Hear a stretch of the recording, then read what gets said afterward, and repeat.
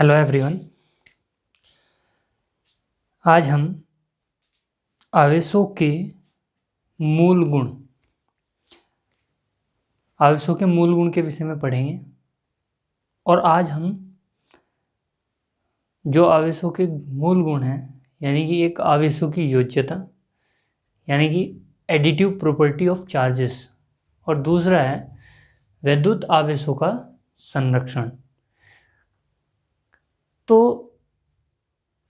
हम देखते हैं कि आवेशों की योज्यता क्या है। चूँकि जो पदार्थ होता है वो द्रव्यमान और आवेश, ये पदार्थ के दो गुण हैं। और द्रव्यमान, अगर मैं आपसे ये कहूँ कि कोई बॉडी है, इसमें m1 द्रव्यमान की एक बॉडी है और दूसरी m2 द्रव्यमान की बॉडी है। अगर इसका नेट मास पूछा जाए, कुल द्रव्यमान पूछा जाए, तो आप इन्हें जोड़ते थे। चूंकि द्रव्यमान एक ही प्रकार का होता है जबकि आवेश दो प्रकार का होता है, तो आवेश को भी जिस तरीके से द्रव्यमान को जोड़ा जाता है उसी तरीके से आवेश को भी हम जोड़ सकते हैं। इसके लिए एक एग्जांपल देखते हैं। अगर मान लो कि कोई एक निकाय है जिसमें +1 कूलाम, +2 कूलाम, -3 कूलाम, या और भी हो सकते हैं, ये कुछ आवेश हैं। अगर इनका कुल आवेश पूछा जाए तो जैसे हम द्रव्यमान को जोड़ते हैं, ठीक उसी प्रकार इन्हें भी ऐड करेंगे। लेकिन चूंकि ये दो प्रकार का है तो इसे प्लस माइनस के साथ ही ऐड करेंगे, तो इसका कुल आवेश यानी कि नेट चार्ज, इसका नेट चार्ज जो होगा वो +1 कूलाम, +2 कूलाम और +-3 कूलाम। अगर इसका नेट चार्ज देखें, मान लेते हैं 4 है, 4 कूलाम, तो ये होगा ऐड होके -1 कूलाम। तो जो ये प्रॉपर्टी है, इसी प्रॉपर्टी को हम आवेशों की योज्यता कहते हैं। मतलब आवेशों को उनके चिन्ह के साथ ही जोड़े जाएंगे। चूंकि आवेश दो प्रकार के हैं, जैसे द्रव्यमान जुड़ता है वैसे ही आवेश को भी जोड़ेंगे। क्योंकि आवेश जो होता था केवल पॉजिटिव होता था, चार्ज पॉजिटिव और नेगेटिव होते हैं, तो ठीक इसी प्रकार से हम इन्हें चिन्हों के साथ ही हम जोड़ देंगे। तो जो ये निकाय है, इसका जो कुल चार्ज है वो 1 कूलाम है। ऐसे ही जो भी अगर हमारे पास किसी निकाय में n चार्जेस हैं, तो मान लो n चार्ज हैं, तो उनका जो कुल चार्ज होगा, n चार्ज हैं तो कुल नेट चार्ज जो होगा सबको जोड़ देंगे। मान लो हमारे पास इस निकाय में Q1 चार्ज है, Q2 चार्ज है, Q3 चार्ज है, Q4 चार्ज है, Qn चार्ज है, तो नेट चार्ज जो होगा, कुल चार्ज जो होगा Q1 + Q2 Q3 and so on Qn, जितने भी चार्ज होंगे ये चिन्हों के साथ ही रखे जाएंगे। तो ये जो प्रॉपर्टी थी, ये थी आवेशों की योज्यता, यानी कि एडिटिव प्रॉपर्टी ऑफ चार्जेस। अभी हम दूसरे जो गुण है आवेशों का, वो है आवेश का संरक्षण। आवेश के संरक्षण को हम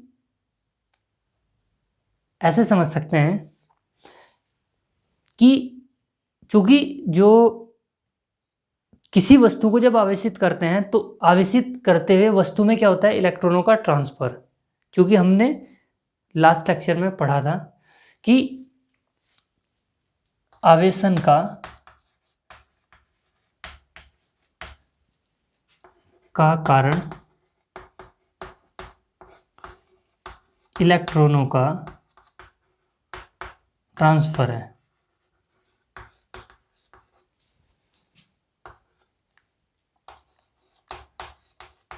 होता है। इसमें कोई चार्ज उत्पन्न नहीं होता, यानी कि उत्पन्न नहीं होता और ना ही डिस्ट्रॉय होता है, केवल इलेक्ट्रॉनों का ट्रांसफर होता है, तो वो वस्तु आवेशित हो जाती है। अगर हम फॉर एग्जांपल देखें, अगर हम फिलहाल अगर कोई दो वस्तुएं हैं और उनके चार्ज की बात की जाए, दोनों अनावेशित वस्तुएं, फॉर एग्जांपल मैं अपने हैंड ही देख लेता हूँ कि इन दोनों चार्ज, इस पर भी और इस पर भी फिलहाल कोई चार्ज नहीं है, यानी कि हम कहेंगे कि इस सिस्टम का नेट चार्ज क्या है, 0 है। लेकिन हम इसे वापस रगड़ते हैं तो इस पर भी चार्ज उत्पन्न हो जाता है और इस पर भी चार्ज उत्पन्न होता है, लेकिन वो जो चार्ज हैं दोनों सेम चार्ज होते हैं और अपोजिट साइन के होते हैं। मतलब अगर एक पर धनात्मक आया है तो उस दूसरी वस्तु पर या दूसरी वस्तु पर भी उतना ही ऋणात्मक आवेश आ जाता है, क्योंकि इलेक्ट्रॉन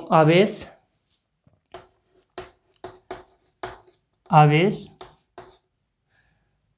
सदैव युग्म में उत्पन्न होते हैं, परंतु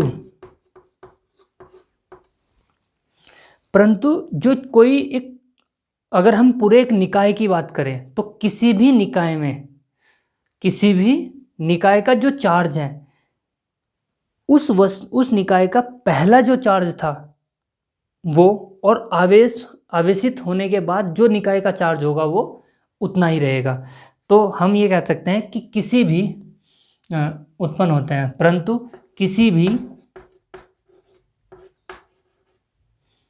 विलग निकाय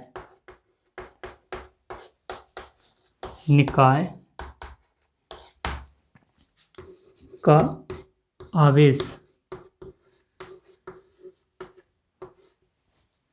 संरक्षित रहता है।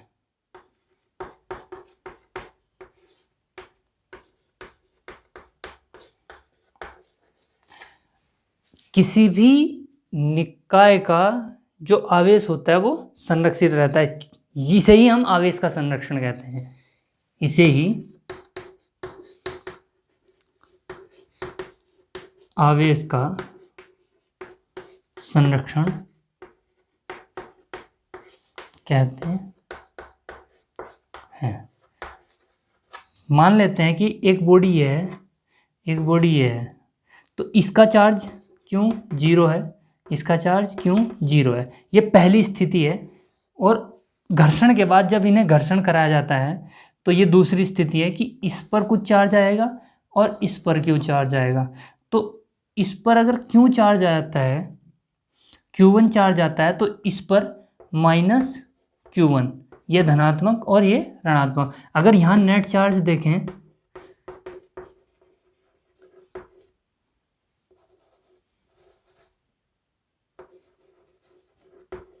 कितना है 0। और अगर यहाँ भी नेट चार्ज देखें, +Q1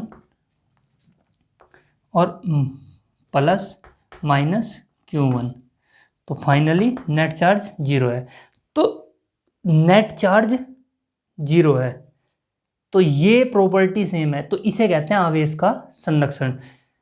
कुछ बच्चे ये बोल देते हैं या पढ़ लेते हैं बुक्स में कि आवेश को न तो उत्पन्न किया जा सकता है और न ही नष्ट किया जा सकता है। नहीं, ऐसा नहीं कहेंगे हम, इसके लिए ये बोलेंगे किसी विलग निकाय का। जबकि आवेश को तो, अगर हम एक आवेश की बात किए, आपकी एनसीईआरटी बुक में एक लाइन लिखी है कि किसी प्रक्रिया में आवेशवाही कण उत्पन्न अथवा नष्ट किए जा सकते हैं। किसी प्रक्रिया में आवेशवाही कण उत्पन्न या नष्ट किए जा सकते हैं, परंतु किसी विलग निकाय का नेट आवेश को उत्पन्न करना अथवा नष्ट करना संभव नहीं है। यानी कि किसी प्रक्रिया में आवेशवाही कण तो उत्पन्न किए जा सकते हैं। तो जब हम आवेश के संरक्षण की बात करें तो हम बात करेंगे किसी विलग निकाय का आवेश संरक्षित रहता है, यानी कि आवेश आवेश उत्पन्न करने से पहले जो आवेश था उस निकाय का, उसके बाद भी वही आवेश है। इसका एग्जाम्पल हम ये भी समझ सकते हैं कि एग्जाम्पल एनसीईआरटी में ये एक लाइन लिखी है कि कभी कभी प्रकृति भी आवेशित कण उत्पन्न करती है। इसका मतलब ये हुआ कि जैसे परमाणु नाभिक होता है, नाभिक में प्रोटॉन और न्यूट्रॉन होते हैं, तो जब नाभिक से न्यूट्रॉन निकलता है तो वो कुछ समय के लिए ही रहता है, लगभग कुछ समय, लगभग 1000 सेकेंड के आसपास उसका जीवन काल होता है। उसके बाद वो क्या करता है, न्यूट्रॉन प्रोटॉन में और इलेक्ट्रॉन में कन्वर्ट हो जाता है। जैसे एग्जांपल देख सकते हैं, न्यूट्रॉन, ये एनसीईआरटी का ही है, प्रोटॉन और प्लस इलेक्ट्रॉन, प्रोटॉन और प्लस इलेक्ट्रॉन, और इसके साथ एंटी न्यूट्रिनो निकलता है, एंटी न्यूट्रिनो। चूँकि अभी हम 12th में पढ़ रहे हैं, तो जो पार्टिकल्स होते हैं, fundamental particles, electron, proton, neutron, केवल हम fundamental particle proton, electron, neutron को कहते हैं। लेकिन केवल यही फंडामेंटल पार्टिकल नहीं है, यानी कि मूल कण केवल यही नहीं है, इसके अलावा भी बहुत सारे मूल कण हैं। तो उनमें से एक एंटी न्यूट्रिनो है, यानी कि जब न्यूट्रॉन किसी परमाणु से निकलता है, तो नाभिक से निकलता है, तो ये प्रोटॉन में और इलेक्ट्रॉन में कन्वर्ट हो जाता है कुछ समय बाद, और इसके साथ एंटी न्यूट्रॉन निकलता है। तो ये एक रिएक्शन है। अगर इसमें हम देखें, स्टार्टिंग में क्यू कितना था, 0, और इसका क्यू, अगर टोटल क्यू देखें यहाँ, क्योंकि ये पॉजिटिव और नेगेटिव है, इसका चार्ज 0 होता है, तो पॉजिटिव नेगेटिव देख सकते हैं, इसका चार्ज जो है क्यू क्या है, 0, इस पर प्लस ई, और इस पर माइनस ई, ऐसे लिख सकते हैं, इस पर प्लस ई होता है और इस पर माइनस ई चार्ज होता है, और इस पर 0। तो क्यू नेट जो है वो कितना है, इसका 0, और क्यू नेट यहाँ भी कितना था, 0। तो ये आवेश का संरक्षण है। तो ऐसे और भी कुछ एग्जाम्पल्स हैं, जैसे हम देख सकते हैं कि युग्म उत्पादन और युग्म विनाश, वो हम आगे पढ़ेंगे इन रिएक्शन को। एक एग्जाम्पल लिख देता हूँ मैं युग्म उत्पादन का।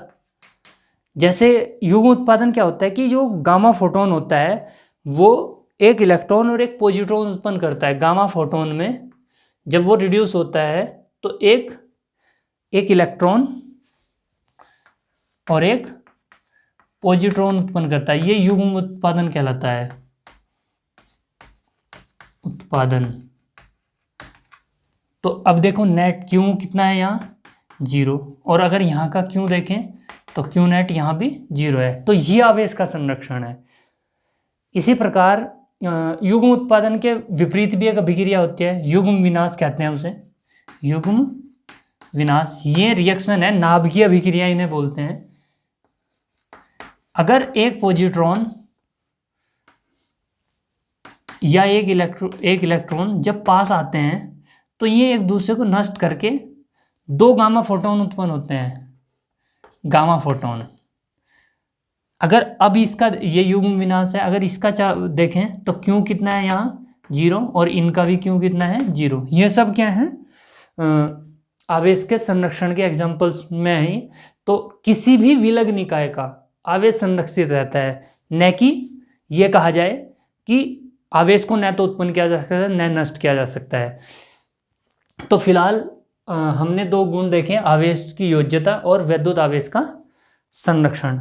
इसमें एक पॉइंट है बिंदु आवेश, इसके बारे में समझते हैं। इनसे पहले आपके एनसीईआरटी बुक में यही तो लिखा हुआ है लाइन में, बिंदु आवेश।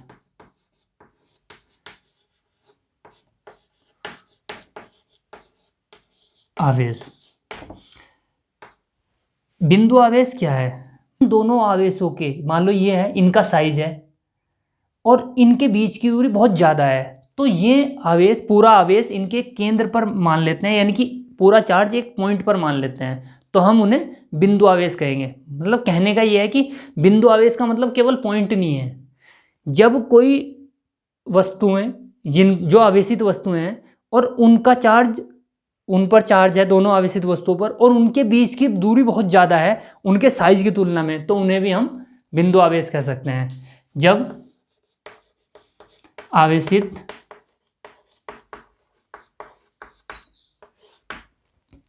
वस्तुओं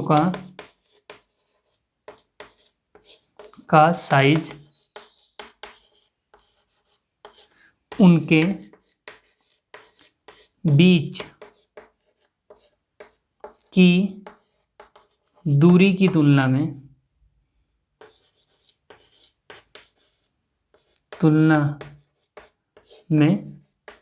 कम, अत्यधिक कम होता है, तो उन्हें बिंदु आवेश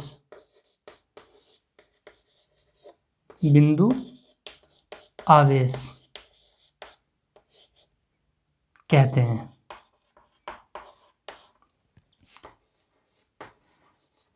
अब बिंदु आवेश का मतलब फिर एक बार फिर बोलें तो, जो बिंदु आवेश नाम से ऐसा लगता है कि एक बिंदु वाला आवेश नहीं, कि जब दो वस्तुओं का जो आवेश है, जो दो वस्तुएं हैं उनके बीच की दूरी बहुत ज़्यादा है उनके साइज की तुलना में, तो उन वस्तुओं को हम क्या कह सकते हैं, बिंदु आवेश मान सकते हैं। तो फिलहाल आप ये नोट करें। और इसका जो वैद्युत आवेशों के मूल गुण हैं, आवेशों की योज्यता, वैद्युत आवेशों का संरक्षण, और तीसरा एक गुण आएगा कि आवेशों का क्वांटमीकरण, वो नेक्स्ट लेक्चर में देखते हैं। धन्यवाद।